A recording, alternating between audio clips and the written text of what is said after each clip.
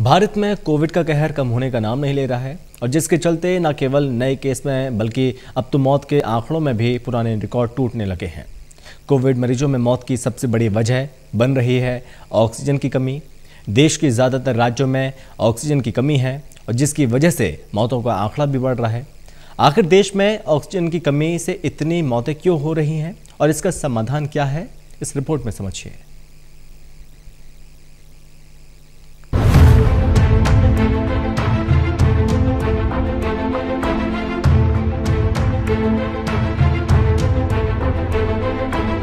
भारत में कोरोना मरीजों की संख्या लगातार बढ़ रही है। गंभीर लक्षण पहले के मुकाबले ज्यादा दिख रहे हैं। इसी वजह से न केवल केसेस में बढ़ोतरी हुई है बल्कि मौत के आंकड़े भी अपने पुराने रिकॉर्ड को तोड़ते जा रहे हैं। कोरोना मरीजों में मौत की सबसे बड़ी वजह बन रही है ऑक्सीजन की कमी। देश के हर शहर में कोरोना के मरीजों के लिए ऑक्सीजन की कमी है। तकरीबन हर राज्य से ऑक्सीजन की कमी और उसकी वजह से मौत की खबरें आ रही है, जिसके लिए बड़े उद्योगों से ऑक्सीजन ली जा रही है, बाहर से बुलवाई जा रही है। अमेरिका से ऑक्सीजन कंसंट्रेटर बुलवाए गए हैं। आखिर कोरोना मरीजों के इलाज के लिए ऑक्सीजन क्यों जरूरी है? इस बार कोरोना वायरस ज्यादा घातक बनकर उभरा है। कोरोना वायरस की वजह से कोविड-19 निमोनिया और हाइपोक्सेमिया हो रहा है। हाइपोक्सेमिया को सरल शब्दों में समझे तो खून में ऑक्सीजन की कमी है। कोविड-19 निमोनिया की सबसे गंभीर स्थिति है। ज्यादातर मौतों का कारण भी यही बन रहा है।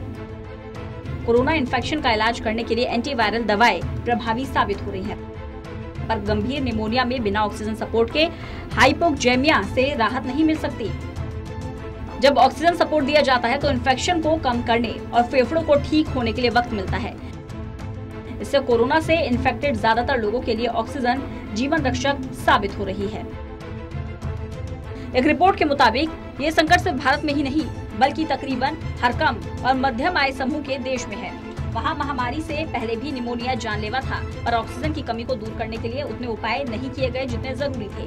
भारत में भी ऑक्सीजन की कमी की तरफ हमेशा अनदेखी की गई।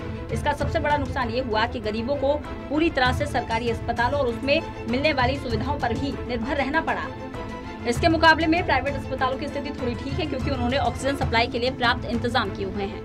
एक सवाल ये भी है कि भारत में ऑक्सीजन का कितना उत्पादन हो रहा है। भारत में 7000 मीट्रिक टन ऑक्सीजन का उत्पादन रोज होता है। इसका अधिकांश हिस्सा इंडस्ट्रीज को जाता है। अब मेडिकल इमरजेंसी को देखते हुए इंडस्ट्रीज ने अपना ऑक्सीजन भी मेडिकल इस्तेमाल के लिए देना शुरू कर दिया है, पर यहाँ सबसे बड़ी समस्या है परिवहन और स्टोरेज की। भारत के पास 1224 क्रायोजेनिक ऑक्सीजन टैंकर है, जिनकी कुल क्षमता 16,732 मीट्रिक टन है, पर ज्यादातर ऑक्सीजन पूर्वी हिस्से में बनती है। देश के अन्य हिस्सों में इसे पहुंचने में 6 से 7 दिन लग जाते हैं। इस तरह किसी भी दिन 3000 से 4000 मीट्रिक टन ऑक्सीजन ही अस्पतालों तक पहुंच पाती है। ऑक्सीजन की 50% सप्लाई स्टील कंपनियों से हो रही है। देश भर में 33 प्लांट से ऑक्सीजन सप्लाई हो रही है। Tata steel 600 metric ton, JSW 1000 metric ton. इसी तरह रिलायंस इंडस्ट्रीज, अडानी, ITC और जिंदल स्टील एंड पावर समेत सभी बड़े स्टील प्लांट ऑक्सीजन दे रहे हैं।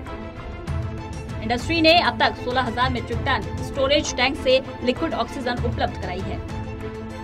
देश में ऑक्सीजन संकट बनने के पीछे सबसे बड़ी वजह है ऑक्सीजन बाजार की नाकामी, जो समय रहते एहसास नहीं दिला सकी कि ये कितना जरूरी है।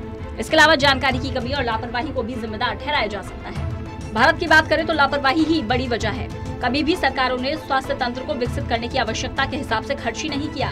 मौजूदा सरकारें भी सरकारी अस्पतालों की बजाय प्राइवेट अस्पतालों को सुविधा संपन्न बनाने की नीतियां बनाती रही हैं। इस वजह से निवेश हुआ भी तो वह सिर्फ प्राइवेट अस्पतालों में। महामारी के संकट से निकलने के लिए ऑक्सीजन सिस्टम लगने में वक्त लगेगा। इसमें सबसे बुनियादी है ऑक्सीजन स्रोत। ऑक्सीजन सिलेंडर, ऑक्सीजन कंसंट्रेटर और ऑक्सीजन जनरेटर की व्यवस्था करना आसान नहीं। ऑक्सीजन सिलेंडर की बात करें तो इसका परिवहन खर्चीला और मुश्किल है। एक ऑक्सीजन सिलेंडर 24 से 72 घंटों तक ऑक्सीजन दे सकता है। कोरोना के गंभीर लक्षण वाले मरीजों को एक हफ्ते यानी कि 3 से 4 दिन सिलेंडर की जरूरत पड़ती है। एक प्लांट दिन भर में 30 से 50 छोटे सिलेंडर भर सकता है। सेटअप में 70 लाख रुपए का खर्च हो जाता है। ज्यादातर सरकारी अस्पताल सिलेंडर पर ही निर्भर हैं। अब ऐसी विकट परिस्थिति में देश में समय रहते ऑक्सीजन का ज्यादा से ज्यादा उत्पादन करना सरकार के लिए बड़ी चुनौती है, क्योंकि ऑक्सीजन के अभाव में दम तोड़ते मरीजों की जवाबदेही तो सरकार को ही देनी होगी। समय रहते परिस्थितियों को नहीं भांपना सरकार की अदूरदर्शिता को दर्शाता है, क्योंकि जब देश कोरोना संकट से जूझ रहा था तब हमारे नेता चुनाव की रैलियों में व्यस्त थे। लेकिन अब देखना होगा कि आखिर कब तक देश में ऑक्सीजन की कमी पूरी हो पाती है, ताकि देश कोरोना महामारी के संकट से जल्द उभर पाए। Special desk, total news.